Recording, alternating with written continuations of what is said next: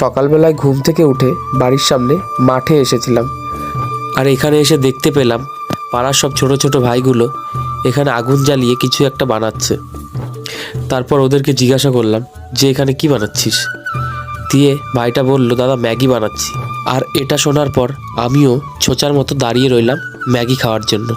এই ভাইটা এখানে আগুনের ছ্যাঁকা খেয়ে লাফাচ্ছিল, আর এদিকে আরেকজনা ম্যাগিতে মশলা দিচ্ছিল আর আমার দিকে তাকিয়ে তাকিয়ে হাসছিল।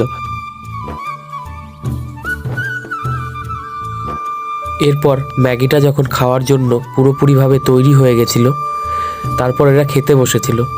আর ম্যাগিটা কেমন হয়েছিল সেটা তোমরা এদের মুখ থেকেই শুনে নাও। তারপর ছোচার মতো দাঁড়িয়ে থাকতে দেখে আমাকেও একটু দিয়েছিল, আর খেয়ে দেখলাম ম্যাগিটা অসাধারণ হয়েছিল। ভিডিওটা ভালো লাগলে একটা লাইক করে দিও।